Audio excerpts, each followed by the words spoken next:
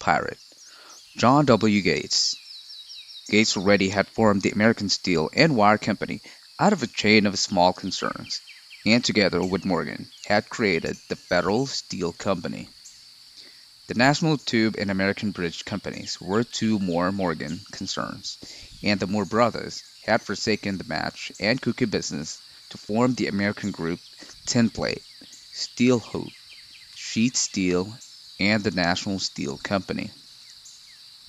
But by the side of Andrew Carnegie's gigantic vertical trust, a trust owned and operated by 53 partners, those other combinations were picayune.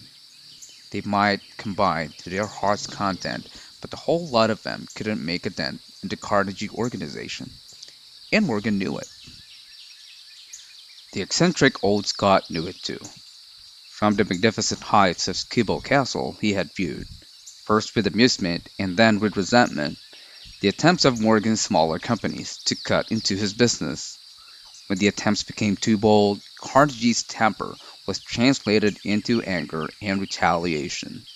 He decided to duplicate every mill owned by his rivals.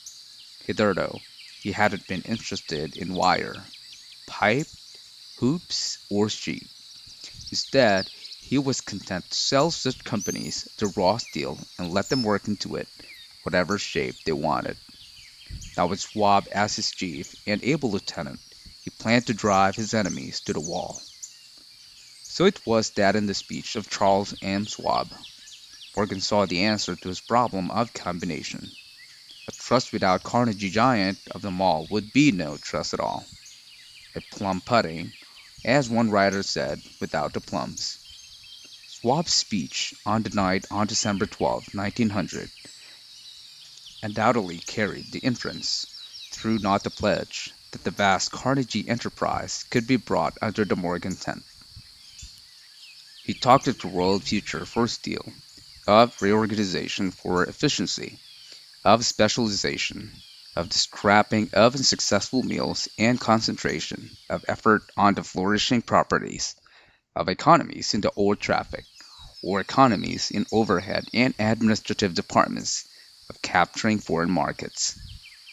More than that, he told the buccaneers among them wherein lay the errors of their customary piracy. Their purposes, he inferred, had been to create monopolies, raise prices, and pay themselves fat dividends out of privilege. Schwab condemned the system in his heartiest manner. The short-sightedness of such a policy, he told his hearers, lay in the fact that it restricted the market in an era when everything cried for expansion. By cheapening the cost of steel, he argued, an ever-expanding market would be created, more uses for steel would be devised, and a goodly portion of the world trade could be captured. Actually, though he did not know it, Schwab was an apostle of modern mass production. So the dinner at the University Club came to an end. Morgan went home to think about Schwab's rosy prediction.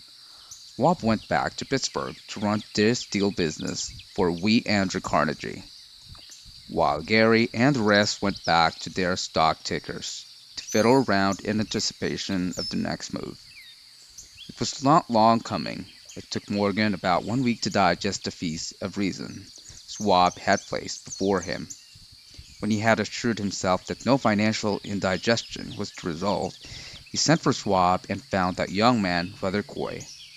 Mr. Carnegie, Schwab indicated, might not like it if he found his trusted company president had been flirting with the Emperor of Wall Street, the street upon which Carnegie was resolved never to tread. Then it was suggested by John W. Gates, the go-between, that if Schwab happened to be in the Bellevue Hotel in Philadelphia, J.P. Morgan might also happen to be there. When Schwab arrived, however, Morgan was inconveniently ill at his New York home, and so, on the elder man's pressing invitation, Schwab went to New York and presented himself at the door of the financier's library. Now, certain economic historians have professed the belief that from the beginning to the end of the drama, the stage was set by Andrew Carnegie, that the dinner to Schwab, the famous speech, the Sunday night conference between Schwab and the Money King, were events arranged by the canny Scot. The truth is exactly the opposite. When Schwab was called in to consummate the deal, he didn't even know whether the little boss, as Andrew Carnegie was called, would be so asked to listen to an offer to sell, particularly to a group of men whom Andrew regarded as being endowed with something less than holiness. But Schwab did take into the conference with him, in his own handwriting, 6 sheets of copperplate figures, representing to his mind the physical worth and the potential earning capacity of every steel company he regarded as an essential star in the new metal firmament. 4 men pondered over these figures all night.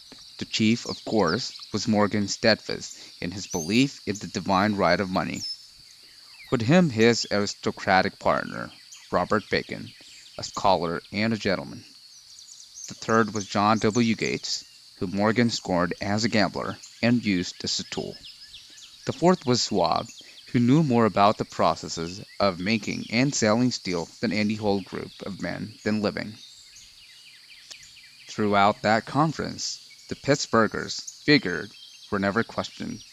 If he said a company was worth so much, then it was worth that much and no more. He was insistent, too, upon including in the combination only those concerns he nominated. He had conceived a corporation in which there would be no duplication, not even to satisfy the greed of friends who wanted to unload their companies upon the broad Morgan shoulders. Thus he left out, by design, a number of the larger concerns upon which the walruses and carpenters of Wall Street had cast hungry eyes. When dawn came, Morgan rose and straightened his back. Only one question remained. "You think you can persuade Andrew Carnegie to sell?" he asked. "I can try," said Schwab. "If you can get him to sell, I will undertake the matter," said Morgan. So far so good, but would Carnegie sell? How much would he demand? Schwab thought about $320 million. What would he take payment in? Common or preferred stocks? Bonds? Cash? Nobody could raise a third of $1 billion in cash. There was a golf game in January